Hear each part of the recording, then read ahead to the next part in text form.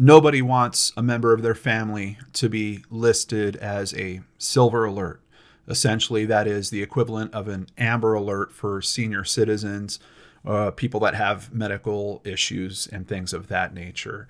But especially right now, when we're talking about people in that category, this is a terrible time to have loved ones in that particular category go missing. And we've got all the challenges right now of you can't just put up a Facebook page and grab up 100 or 200 people and have them go out and look.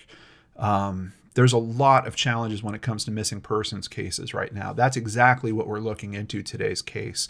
And how does today's case touch into reality television? We're going to go over that right now. It's time to turn on the searchlight for Phillip Tate.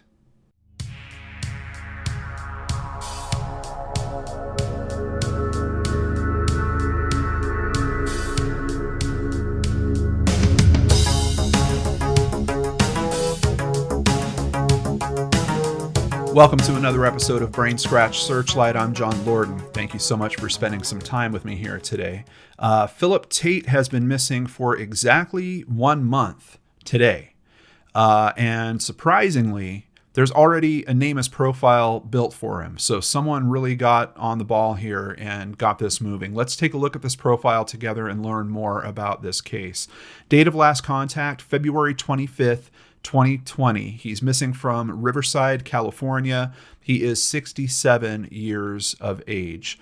We don't have a middle name listed here for him, just Phillip Tate, white male, stands at 6'2" tall, weighs around 190 pounds. The circumstances here, I don't know if this is exactly accurate. Some of the other information that we're going to see doesn't quite line up with this, but this states Phillip was last seen on February 25th, 2020 in Riverside, California, when he walked away from his residence. I don't believe it was his residence. I think he was actually visiting his mother-in-law, but we'll get into more of those details. He suffers from a medical condition and may be disoriented. What condition? We're also going to get some more of that. For hair color, they're listing it as brown. Other descriptions that I'm seeing say it's more salt and pepper, kind of gray mixed in with that. He does have a mustache. He has blue eyes. No other real distinctive physical features are noted here. For clothing, they're saying he was wearing a green shirt and khaki pants. Let's jump real quick to a missing poster. This poster is of particular interest because he was caught on surveillance for a gated community, and this picture down on the lower right, this is an image from the day that he went missing.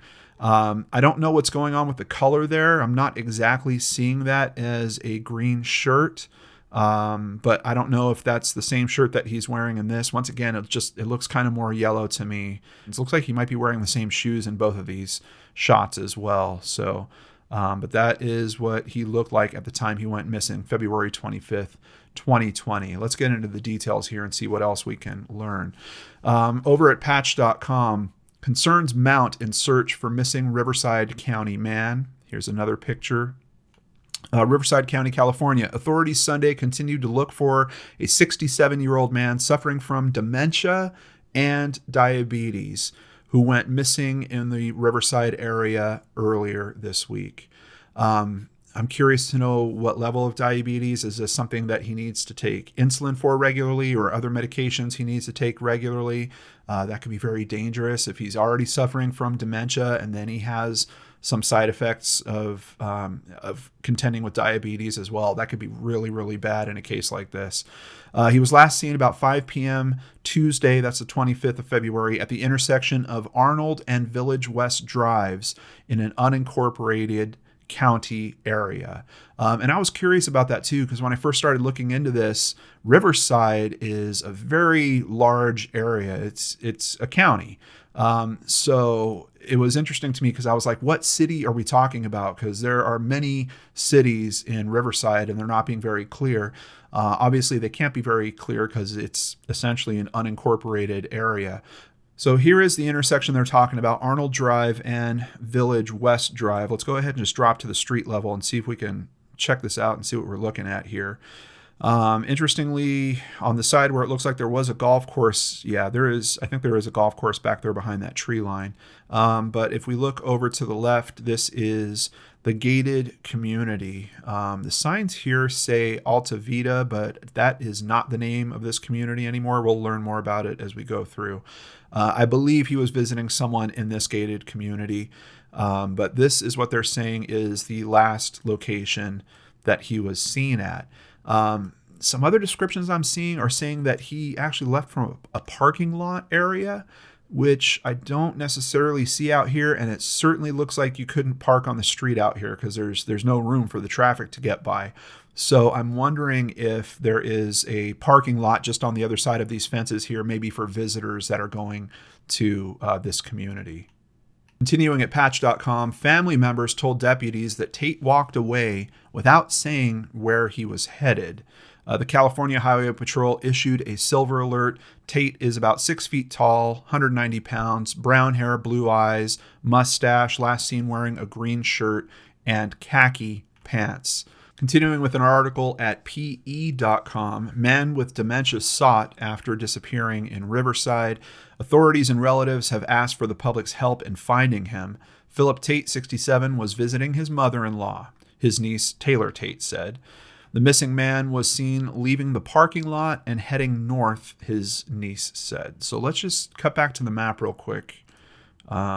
Maybe from the satellite view, we can see if that is actually a parking lot in there. Let's take a look here together. Looks decent. And that might be a parking lot there. Yeah, I think that's possibly the guest parking right in this parking lot area here. I don't really see anything else at that intersection that would make sense. And it looks like the streets might not allow parking. They have attached garages for the cars that are there, and it's just kind of strange to me to look at a satellite view and not see any cars. Actually, there's some cars. That's actually a vehicle that's traveling down the road there. So there's no parked cars anywhere on the roads in the community. So I would assume that if you were visiting, you would have to park in a visitor's area, and I think this is it right here. Kind of curious. I guess they probably just have an access gate that you could walk out of. Perhaps that's where he went. And they say that he went north. So luckily, just looking at the map, we've got a lot of homes around here. We've got businesses around here. There's even an Air Force Base, March Air Force Base, that I used to go to as a kid to see air shows is here. There are some areas where there's a lot of big, open, dry land, and some of the brush looks like it could be a little treacherous here. One good thing I'm not seeing too much of is water sources around here. Looks like there's, a little pond in the golf course. Nothing for major water sources. This area is typically kind of very dry. But there is kind of stretches between these areas. So if he was heading north, that's putting him right into, this is a pretty healthy kind of neighborhood area here. We've got a bit of industrial that's going on here. But there's a lot of buildings out here, a lot of people out in this area. His niece mentions another important consideration here. He suffers from dementia, so he wandered off and he's not familiar with the area at all. So if things weren't bad enough, just in terms of what he's dealing with the medical issues and everything else that's going on in the world right now, on top of all that, he's in a place where he's really not familiar. He had tons of family members and friends searching the area, she said in an email. Let's continue over at NBCPalmSprings.com and get some more detail. Phillip Tate was last seen in the Air Force Village retirement community just west of Riverside National Cemetery, according to the Riverside County Sheriff's Department. I think that name isn't what that area is called anymore. I know that we saw the different name when we dropped to the street level. Let me see here. Yeah, Alta Vida Village is what Google has it as, but I looked into that a little bit too, and apparently I think the company that owned it at that time went bankrupt, or they at least filed for bankruptcy protection. I believe it's been sold since then. It actually has even another different name now. So if you're looking into this case, you might see it referred to as Alta Vita, Air Force Village, or the other one that I've seen is Westmont Village. I believe this is the current name for it. So in terms of cases I've looked at before, we've got the biggest risk is the health issues he's going through, the age that he is, and what's going on in the world right now. Outside of that, in terms of the area, terrain could be a bit of a factor here. Not being able to get big groups together to go out there and search, major factor right now. That's why I really wanted to jump on this episode and get this information out as quickly as possible. If you have friends that live in the Riverside area, please send this video to them. There's not as much traffic happening now. People are limiting how far they're going, where they're going, how many people are getting together. So every single car that is just driving around out there, we want them to know about this case. We want them looking for Phillip. So at the start of the episode, I said that this tied to reality TV in some way. What is the connection there? Let's jump to a source. I don't know if I've ever had this as a source on the channel before. E-News. Vanderpump Rules is Sheena Shea pleads for help after her relative goes missing. I am a reality TV junkie, but I'm kind of limited in the shows that I watch. I'm not familiar with Vanderpump Rules at all. While on vacation in London, the Vanderpump Rules star took to social media where she alerted followers about the disappearance of her mom's cousin. My mom and I are here in London right now feeling helpless. I posted yesterday that her husband has been missing, and he still is, she shared. We haven't found anything. There were a couple updates, a few sightings, but we still haven't found him. Really terrible situation to be in, to be someone that can actually maybe help in terms of a missing persons case like this, having a big social following. And, you know, if she said that she was going out there and they were going to pull together as many volunteers as they could, I'm sure just her showing up would bring at least a section of her fans out there as well. That could have been a very strong search party, but with what's going on right now, that's definitely not in the cards.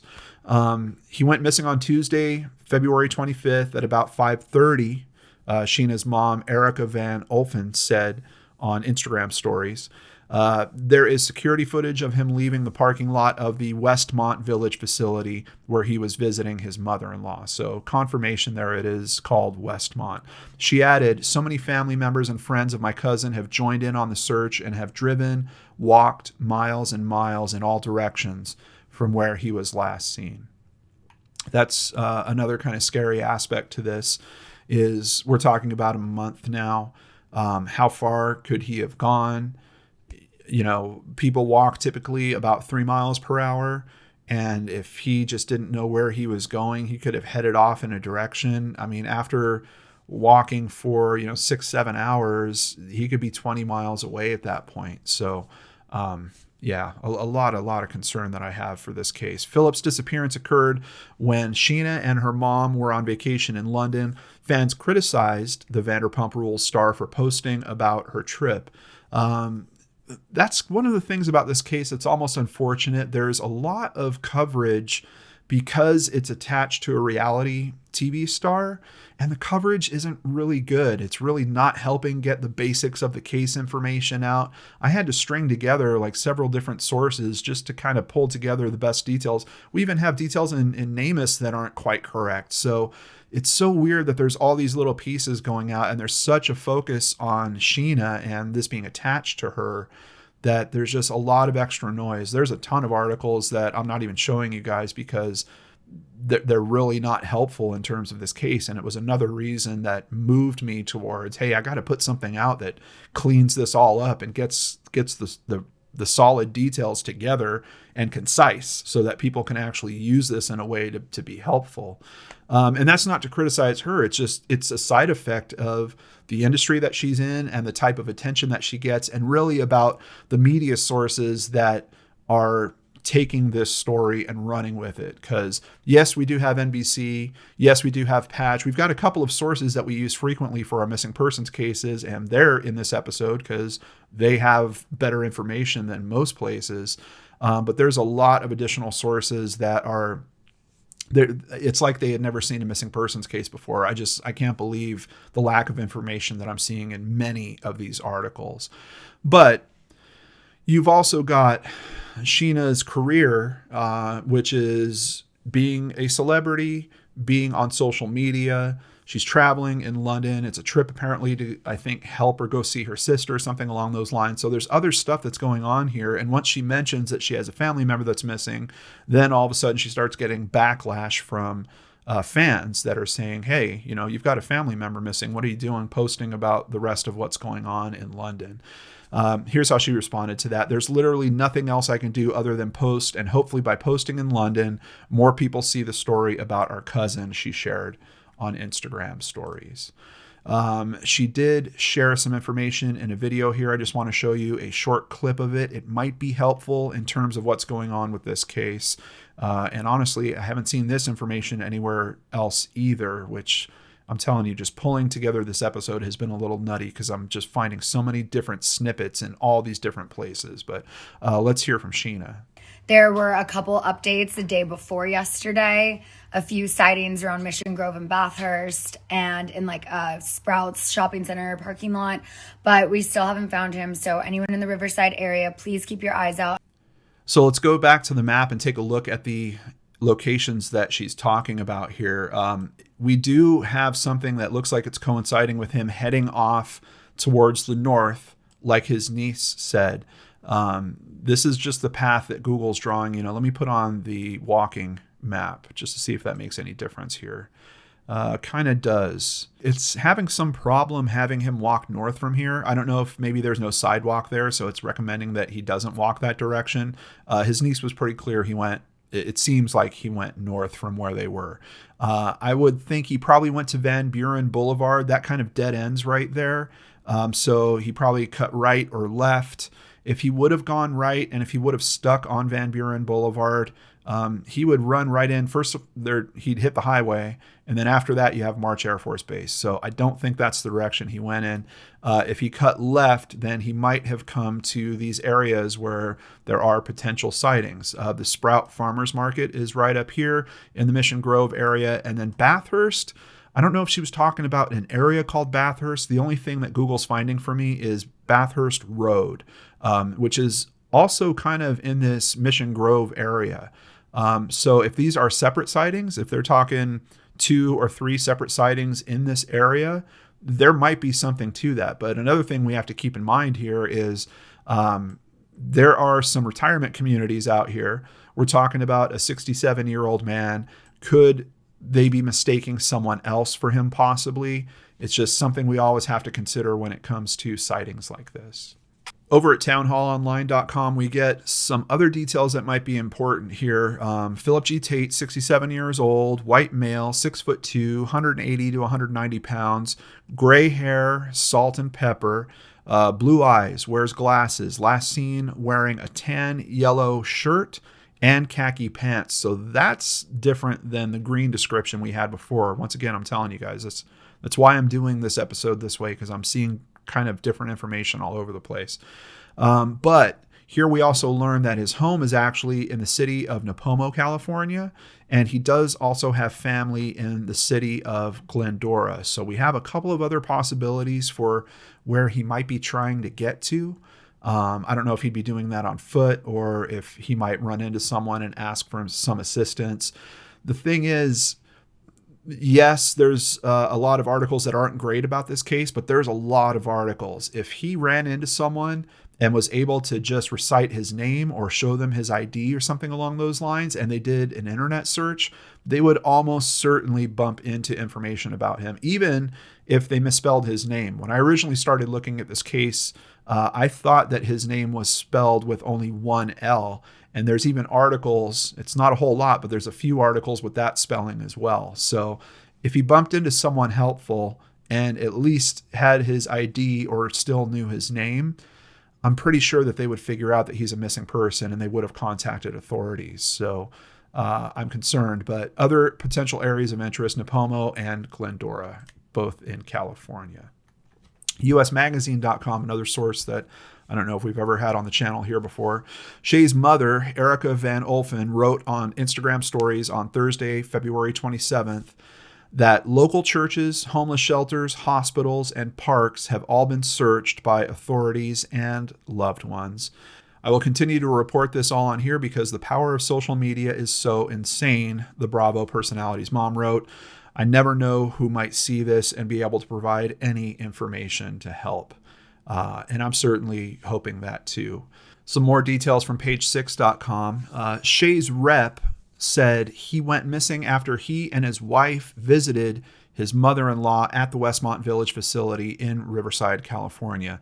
This is the only place where I saw that his wife was actually with him at the time.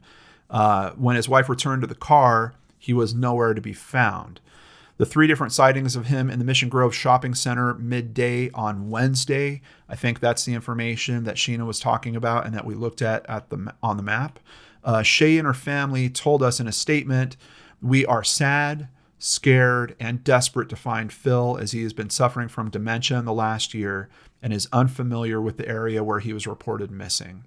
Phil currently resides on a ranch and loves the outdoors more than anything, so he's most likely to be found in open land rather than the city, but anything is possible at this point, and we are keeping open minds during our search. We love our Phil and just want him back home with us." Now, I haven't found an official Facebook group for the search of Phil yet. I did find Missing Person Cases Network, and they've put together a profile about him that you can find on Facebook. If any of the friends or family see this video, there's a link in the description box down below to missing person tips and expectations that I have put together. Please check those out. I think there's some other things that you might be able to do in this time. I know it's challenging because of what we're all dealing with. And really, the thing I keep thinking when I look at this case is we need search efforts. We need way bigger search efforts. We need like the community pulling together hundreds of volunteers, but I'm like deadlocked. I know we can't do that right now. So the next best thing that we can do is really raise exposure. Please help me do that by sharing this video.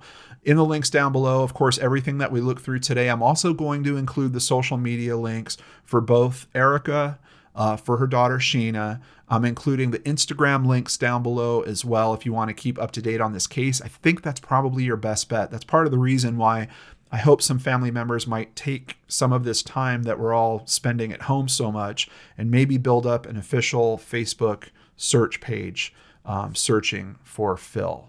I think that might help in terms of centralizing information because I'm telling you guys, it was a challenge for me to go through all these different sources and try to string together all the best info. I think some family member or friend out there could really help by putting together a really good Facebook page. And I've got a video about that in that link that I mentioned down below in the Brain Scratchers tips and expectations for missing persons cases. So I hope they'll check it out. Here is a poster that is made by Riverside County Sheriff's Department, several photos of Phil, and once again, the footage from the security camera of him as well. Here they're noting that he walked away on foot at 5:45. So I also just want to point out some of the sources are saying 5, some are saying it's around 5:30. Here we're hearing 5:45. So just another difference that's out there. They do have an investigator that could be contacted directly about this case. I'm going to have her contact information down below. And thankfully, they've also included a case number. So I'm going to have that down there as well. This is a case where my main concern is that he's walked off into an area that is big open land, like they're saying he would gravitate towards, and then perhaps had an accident or has been stuck out there or something along those lines. I think that is possibly the worst case scenario that we could be talking about here. There's a lot of potential for him to have bumped into other people, though. There's a lot of homes in that area. I know we've got the retirement communities in that area. We've got businesses in that area. We've got an Air Force base. There's a lot of people in that particular area. So I'm keeping hopeful that maybe he's run into someone, maybe he doesn't remember who he is, or he doesn't have ID, or there's some reasonable explanation for why they haven't been able to contact authorities yet. But once again, please help me raise exposure to this case by sharing this video. I'd really, really appreciate it. This is a terrible time for a 67-year-old man with these types of medical conditions to be missing. And trying to tackle that problem is really, really tough with what's going on right now. So we need to think outside the box a little bit. Thank you so much for caring about these cases like I do. Thank you for spending some time with me here on Searchlight today. Before I close out the episode, I just want to thank new patrons, Leah and Anna M. Thank you so much for joining on Patreon. Patreon's kind of a strange thing right now. I'm going to keep creating content. I'm going to keep donating to the causes that we donate to regularly. I'm going to keep looking for other ways to help other families. So I'm going to keep Patreon rolling. I know it's a tough time for many of you out there. If you can't stay on Patreon, I totally understand. But I don't want to pull out on the payments that I'm making to the National Center for Missing and Exploited Children, Charlie Project, Destiny Rescue. There's a lot of charities, and I think things are going to be drying up for them already. And I would really like to keep that going to them.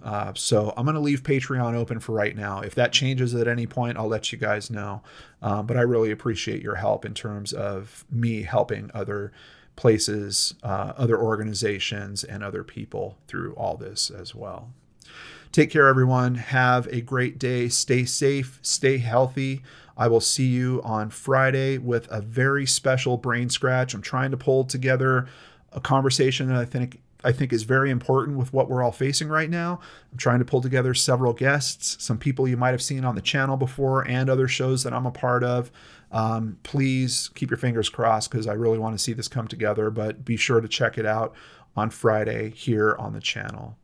Take care, and I'll see you back here on the Lord and Arts channel.